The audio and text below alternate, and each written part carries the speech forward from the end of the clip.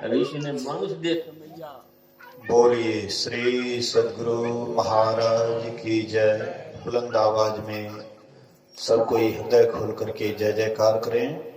बोलिए श्री सद्गुरु महाराज की जय। ध्यान मूलम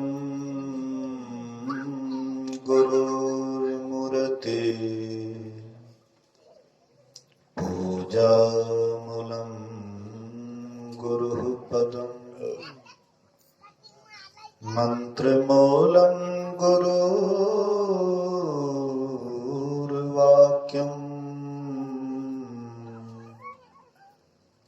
मोक्ष मूलम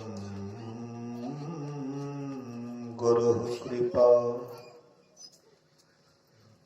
धन्य धन्य सतगुरु सुखदा महिमा कही न जाए। जो कछु कहो तुम्हारी कृपा मोते कछु न बसाए। सर्वत्र सर्वदा वर्तमान सद्गुरु महाराज जी के पावन चरणों में कोटि कोटि नमन। उपस्थित गुरुजन, धर्म प्रेमी सत्संगी बंधुओं, पूजनीय माताओं तथा भक्तिमती बहनों, त्रिदिवसीय संतमत सत्संग का आज दूसरा दिन, द्वितीय पाली सत्संग में हम आप उपस्थित हैं। स्तुति विनती के बाद मल्यार्पण का कार्यक्रम हुआ। आप लोगों ने जो हम लोगों को सम्मान दिया है, शायद हम लोग इस सम्मान के अधिकारी नहीं हैं, क्योंकि जो महापुरुष हैं, पहुंचे हुए संत हैं, जो स्वयं को पहचान गए हैं, लोग उसी का जय जयकार करते हैं, उसी को मल्यार्पण करते हैं। लेकिन फिर भी आप लोगों ने जो श्रद्धा सुमन गुरु महाराज जी के निकट रहने के कारण आप लोगों ने जो आदर दिया है, गुरु महाराज जी का आशीर्वाद समझ करके हम सब इसको ग्रहण करते हैं। महर्षि शाही स्वामी जी महाराज कभी कभी इसी पर एक छोटी सी कहानी कहते थे। एक बूढ़ी माई दही बेच रही थी, तो कुछ युवकों ने पूछा कि माई दही कैसा लगता है? वह बूढ़ी माई कहती है, बेटा गुड़ मिला के खाओगे मीठा लगेगा। दही कैसा लगता है ये कहने की बात नहीं है, लेकिन हाँ गुड़ मिला के खाओगे तो मीठा लगेगा। ऐसे ही कोई साधु महात्मा आपके बीच में कुछ शब्द से आपकी सेवा करते हैं, तो समझ जाइए कि वही दही बेच रहे हैं, खट्टा दही बेच रहे हैं। लेकिन अब आपकी मर्जी है कि उसको गुड़ मिला करके खाएंगे तो मीठा लगेगा। इससे लाभ आपको ही होगा। जो गुड़ मिला के खाता है उसको खट्टा क्यों लगेगा? उसको तो बड़ा मीठा लगता है। ऐसे ही जो श्रद्धालु भक्त हैं, वे बड़े प्रेम से उनके वचन को सुनते हैं। जैसे कोई छोटा बच्चा है और वह तोतली भाषा में बोलता है, तो उसके परिजन, उनके माँ बाप बड़े प्रेम से उसकी बात को, तुतली बात को बड़ा प्रेम से सुनते हैं। ऐसे ही हम आप भी हैं, हम लोग भी हैं।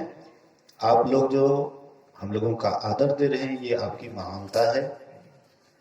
आइए, हम आप अभी सुन रहे थे श्री रामचरितमानस सारस्वती के द्वितीय सोपान अयोध्या कांड से गोह निषाद और लक्ष्मण जी के संवाद को। जिस तरह की घटना होती है उस तरह का मन में विचार आता है। तो घटना घटी थी कि राम जी वनवास में हैं, लेकिन होने वाला था राज्याभिषेक, बैठने वाले थे सिंहासन पर। अचानक वनवास हो जाती है, रात भर में उलटफेर हो जाता है। इसी कारण से राम जी के प्रति जिनको भी प्रेम था, जो भी राम जी से स्नेह करते थे, जैसे राम जी चले वनवास को तो अयोध्या वासी जिनको जिनको ज्यादा लगाव था वो भी चल दिए। लेकिन राम जी तमसा नदी के किनारे 12 बजे रात को सबको सोए हुए छोड़ करके और वहां से किसी तरह से निकल करके जंगल चले गए। लेकिन वहां पर भी राम जी के प्रति स्नेह करने वाले, प्रेम करने वाले गोह निषाद जी थे, उनके परम मित्र थे। बहुत प्रेम था, बहुत लगाव था। तो स्वाभाविक बात है, जिनसे आपको लगाव है, जिनसे आपको प्रेम है, मित्रता है, दोस्ती है, अगर मित्र को जब दुख होता है तो स्वाभाविक है कि दूसरे मित्र को दुख हो जाता है। और कोई लगाव नहीं है, कोई जुड़ाव नहीं है, कोई उससे स्नेह प्रेम नहीं है, तो कोई बगल में मर भी रहा है, चिल्ला भी रहे हैं, हाय हाय कर रहे हैं, तो आपके मन में उनके प्रति कोई प्रेम नहीं, कोई आपके भीतर में उनके प्रति। तो कहने का आशय है, तो राम जी वनवास में हैं, पत्ते के बिछोने पर सोए हुए हैं, मतलब दुखी अवस्था में है, कष्ट में है। यह गोह निषाद जी के मुताबिक है। और इसके लिए वे केकई को दोष देने लगे कि अगर केकई नहीं होती तो राम जी को इस दशा में नहीं आना पड़ता। वही कुटिला के कारण, वही केकई के कारण राम जी को आज वनवास में इतना दुख भोगना पड़ रहा है। हालांकि लक्ष्मण जी आवेशावतार थे, शेषावतार थे। जब भी बोलते थे तो लगभग गुस्सा करके ही, क्रोध में ही बोलते थे। लेकिन वहां पर लक्ष्मण जी के अंदर में बड़ा सुंदर भाव आता है। कभी कभी आप देखिएगा कि जो आवेश वाले व्यक्ति भी हैं, उनके अंदर में भी कभी कभी सुंदर भाव आता है। और बड़े मधुर वाणी से बड़ी समझ की बात की है। और 3 चीज मिला करके बोले हैं, ज्ञान, वैराग, भक्ति। हमारे स्वामी जगदानंद जी महाराज भी कह रहे थे कि राम जी क्या है? ज्ञान के प्रतीक। लक्ष्मण क्या है? वैराग्य के प्रतीक। और एक बात रह गया, भक्ति। तो भक्ति सीता जी, सीता जी के प्रतीक भक्ति है। तो ये तीनों बात सान करके बोलते हैं लक्ष्मण जी कि कोई किसी को सुख दुख नहीं देता। अगर राम जी भी अभी दुखी हैं, पत्ते के बिछोने पर सोए हैं, ये जो कष्ट हो रहा है ये कोई नहीं दिए हैं, केकई भी नहीं दी है। केकई तो एक माध्यम है, लेकिन ये स्वयं राम जी का किया हुआ है। स्वयं राम जी का ही यह किया हुआ कर्म का फल है। आपके मन में सवाल उठेगा कि राम जी ने ऐसी कौन सी हाँ, कौन ऐसे कर्म कर दिए जो इनके साथ ऐसी घटना घट रही है। तो श्री रामचरितमानस को आप पढ़िएगा तो एक बार नारद जी बद्री नारायण में जाकर के तपस्या कर रहे थे, ध्यान कर रहे थे। तो इंद्र राजाओं के, देवताओं के राजा इंद्र के मन में डर होता है कि कहीं यह तपस्या करके मेरी राज्य को न छीन ले।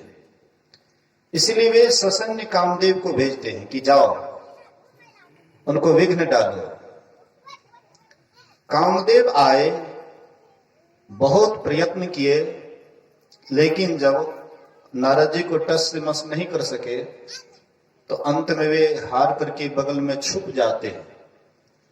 और नारद बाबा जब ध्यान तोड़ते हैं तो वे आकर के उनके चरण में कहते, महाराज मैंने तो आपको भटकाने का काफी कोशिश किया, लेकिन आप टस से मस नहीं हुए। सही में आप कोई साधारण नहीं है। तो जब बड़ाई आती है, आई जब से मान बढ़ाई, किस्मत तब से फूटी, स्वामी स्वामी कहने लगे सब, नेह राम से टूटी।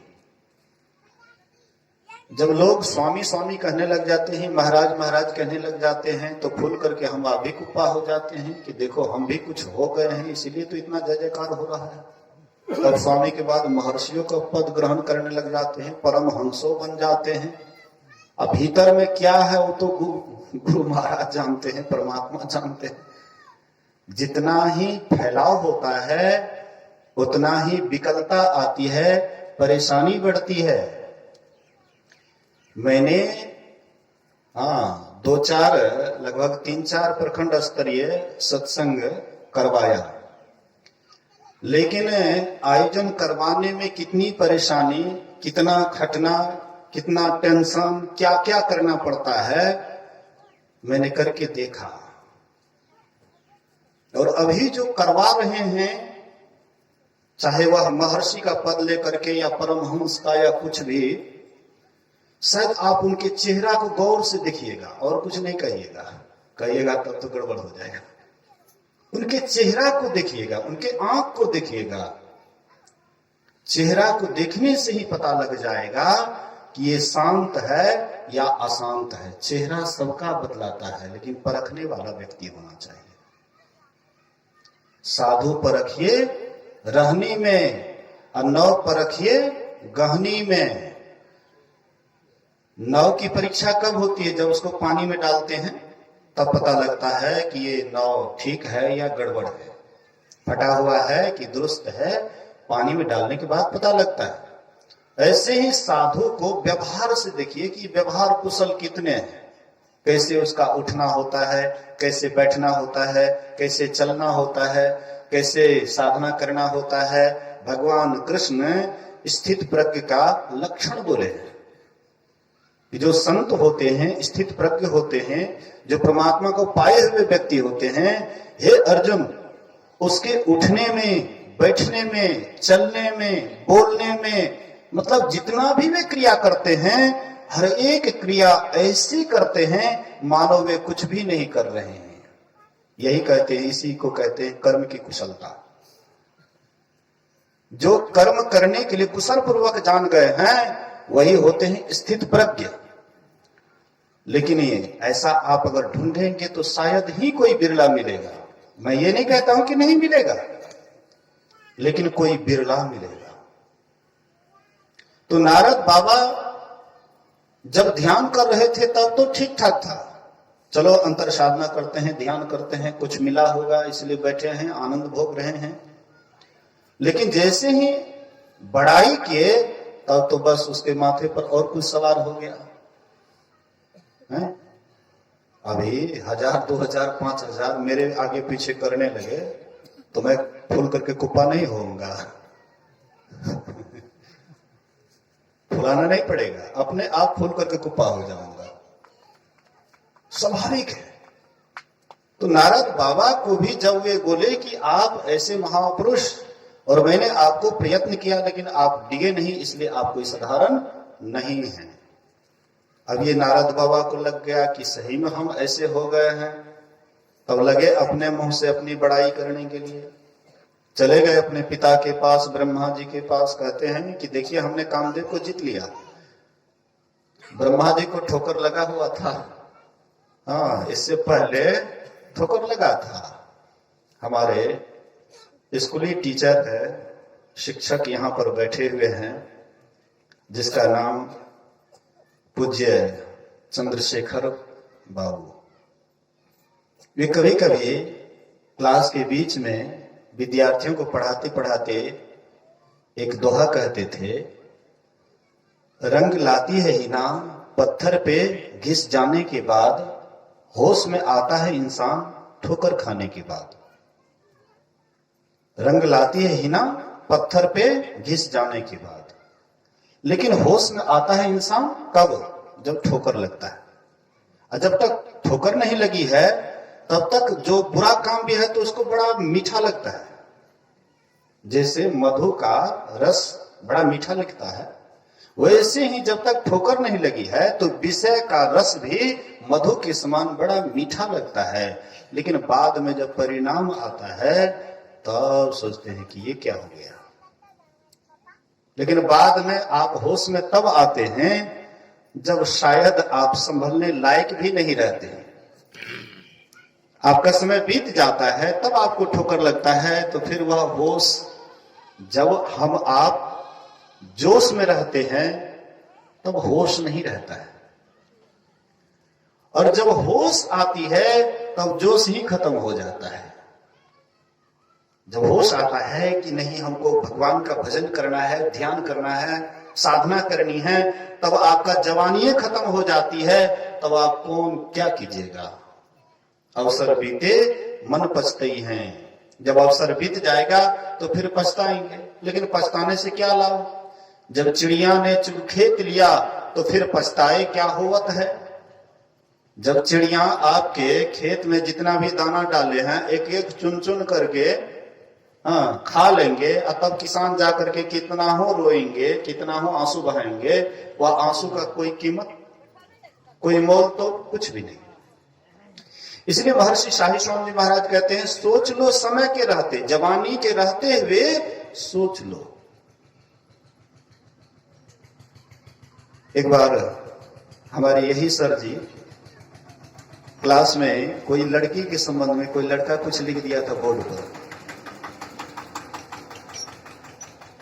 पर लिख दिया था। तो सर जी आए तो दिखाई वह लड़की के, कहते हैं कि देखिए मेरे संबंध में मेरा नाम और कुछ ये सब लिख दिया है कोई लड़का। तो ये सर जी बोले कि 10 बरस के बाद तुम लोगों से पूछेंगे क्या हाल है बेटा। बोले ये श्री सदगुरु महाराज की जय। लगभग यह बात 93 के आसपास का होगा, ऐसा हमको अनुमान बुझाता है। तो हमसे सर जी पूछते, लेकिन हम 2000 में वहां से निकल गए, फिर खाली कर दिए। और विद्यार्थी से सर जी पूछे होंगे कि नहीं पूछे होंगे ये मुझे पता नहीं। मतलब मेरे कहने का है कि जब हम होश हवास, हम जब होश में रहते हैं तब जोश नहीं रहता है, और जब जोश रहता है तब होश हवास ही खो बैठते हैं। युवा अवस्था बहुत उत्तम अवस्था है, और ये युवा अवस्था से आप जो काम लगन के साथ करेंगे आपको उस काम में जरूर सफलता मिलेगी। युवा अवस्था कोई भी काम आप पूरा तत्परता के साथ कीजिए, निश्चित आपको सफलता मिलेगी, चाहे संसारिक काम हो या परमार्थिक काम हो। तो ब्रह्मा जी को तो पहले ही ठोकर लगी थी, इसलिए ब्रह्मा जी कहते हैं कि हाँ हाँ नारद जी ठीक है, तुम्हारे जैसे जोगी अगर कामदेव को ना जीते तो भला कौन जीतेगा। ठीक है, बढ़िया बात है, लेकिन ये इस बात को आगे मत बढ़ाओ। नारद जी को लगा कि हमरे बड़ाई से जलते हैं। गए शिव जी के पास, शिव जी से भी अपनी बड़ाई करते हैं कि मैंने कामदेव को जीत लिया। शिव जी को भी ठोकर लगी थी, उसको भी जीवन में ऐसे इस तरह का ठोकर लगा था, ताकि शिव जी भी होश में थे। कहते देखो भाई नारद, बात तो बिल्कुल ठीक है, लेकिन यह बात को आगे मत बढ़ाओ। मैं समझ गया कि तुमने ऐसा कर लिया है, लेकिन इसको आगे नहीं बढ़ाना चाहिए। लेकिन बोले कि ये भी लगता हमसे जलते हैं। चले गए विष्णु भगवान के पास वैकुंठ नारद जी, और जाकर के विष्णु भगवान को खूब बढ़िया से बढ़ा चढ़ा करके बोले। विष्णु भगवान भी बोले, वाह तुम तो देवऋषि हो, हाँ तुम तो त्रिकालदर्शी हो, तुम तो सब कुछ जानने वाले हो, तुमसे हाँ ये काम कर लिया तुमने तो कौन बड़ी बात कर दी। मतलब भगवान उसको और बढ़ा चढ़ा दिए, ये एकदम फुल करके कुप्पा हो गए। तो भगवान सोचते हैं कि इनके अंदर में अभी जो अहंकार का अंकुर उगा है, अगर इसी समय बीज को भूंज दिया जाए तो शायद विशाल वृक्ष नहीं बनेगा, और विशाल वृक्ष बनने के बाद तो अधिक मेहनत लगेगा उसको काटने में। इसलिए कि जो संत होते हैं, भगवंत होते हैं, वे भक्त के अहंकार को देखना नहीं चाहते। गुरु महाराज जी भी एक एक भक्त के अहंकार को कैसे कैसे तोड़ते थे। तो भगवान सोचते हैं कि इसके अहंकार को अभी समाप्त कर देना चाहिए। तो वहां से विदा लेकर के जब वे चलते हैं, रास्ते में एक सिलनिधि नाम के राजा, उनकी अति सुंदरी विश्व मोहिनी उनकी पुत्री, वहां गए। जाकर के नारद बाबा को देखते हैं, प्रणाम पाती करते हैं, चरणामृत लेते हैं। उसके बाद कहते हैं कि बाबा मेरी पुत्री को देखिए, इनके लीलार में कैसा वर लिखा हुआ है। अब देखिए उनके हाथ को, उनके चेहरा को, उनके आकार प्रकार को, हाँ हस्तरेखा भी पढ़ लेते हैं कि जो इनको वरेंगे वे तीनों लोक का मालिक हो जाएंगे। असासा सुंदरी तो अति थी ही। नारद बाबा हो गए आकर्षित, और आकर्षित होने के बाद नारद बाबा सोचते हैं कि अब क्या करें, अब क्या करें, इतनी सुंदरी और जो इसको वरेंगे वे तीनों लोग का मालिक हो जाएंगे, ऐसा सुनहरा अवसर हाथ से नहीं निकलने देना चाहिए। और इसका स्वयंवर हाँ बहुत जल्दी होने वाला है, इसलिए अब कहाँ जाएं, तो विष्णु भगवान के पास जाएंगे तो विलंब होगा, चलो भगवान को बुला लो अपने पास। तो भगवान का आवाहन करते हैं, बगल में जाकर के स्तुति करते हैं। स्तुति किए, भगवान प्रकट हो गए और कहते हैं, बोलो नारद क्या बात है, तुमने मुझे याद किया है, मैं आया तुम्हारे पास, क्या बात है। नारद जी कहते हैं, आप तो सब कुछ जानबे करते हैं, वह सुंदरी अति सुंदरी है, हाँ इसलिए मेरी इच्छा है कि अगर वे हमको वरती तो बड़ा अच्छा होता है, लेकिन ऐसे साधु वेश में तो नहीं वरेगी, उसके लिए तो सुंदर रूप चाहिए। इसलिए आपका रूप तीनों लोक में सबसे सुंदर है, अगर आप अपना रूप दे दीजिए तो जरूर है कि वह सुंदरी हमको वरेंगे। भगवान कहते हैं कि अच्छा कोई बात नहीं, जिससे तुम्हारी भलाई होगी मैं वही करूंगा। तो भगवान जो है गर्दन से नीचे अपने जैसे चौभुजी रूप, पीतांबरधारी आदि आदि सब कुछ कर दिए, लेकिन गले से ऊपर अपना रूप नहीं दे करके बंदर का रूप दे दिए। अब आप थोड़ा सा इस पर तर्क करें, विचार करें कि और रूप नहीं दे करके बंदर का ही रूप क्यों दिए। इसलिए कि बंदर के अंदर वासना के प्रति काफी लगाव होता है, हाँ इसलिए बंदर का रूप दिए। और भगवान का रूप तो निर्वासना का रूप है, उनके अंदर कोई वासना नहीं, कोई इच्छा नहीं है। तो भगवान अपना रूप भी देते, लेकिन कोई इच्छा नहीं होती, कोई वासना नहीं होती, तो अपना भी रूप देते, लेकिन अपना रूप नहीं दिए कि वासनामय रूप भगवान का नहीं होता है। एक बात पर और थोड़ा सा तर्क कीजिएगा, जब समुद्र मंथन के समय में लक्ष्मी माई का जब जन्म हुआ, लक्ष्मी माई समुद्र की पुत्री है, समुद्र से ही मंथन के समय में उनका जन्म हुआ था।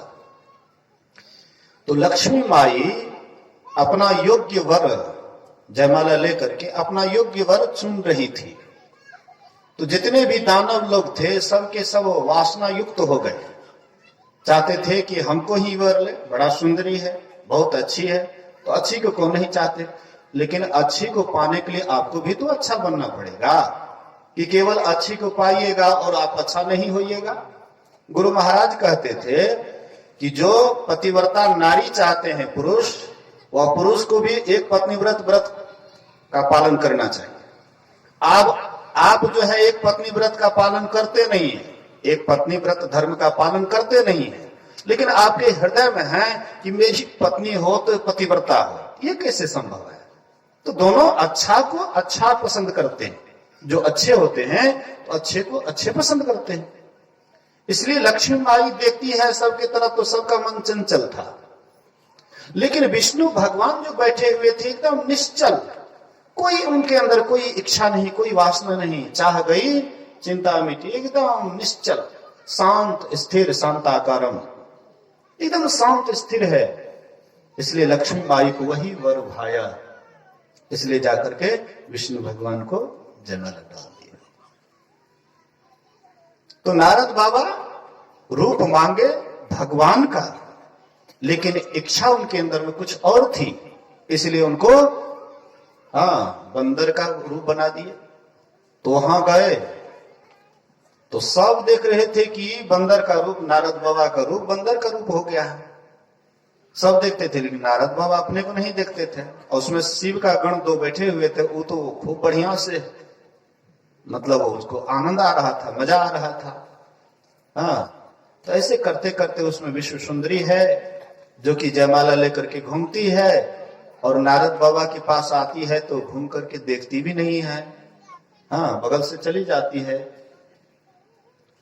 तो नारद जी सोचे कि शायद है ये हमको देखी नहीं बढ़िया से, इसीलिए मेरे गले में जयमाला नहीं डाली है।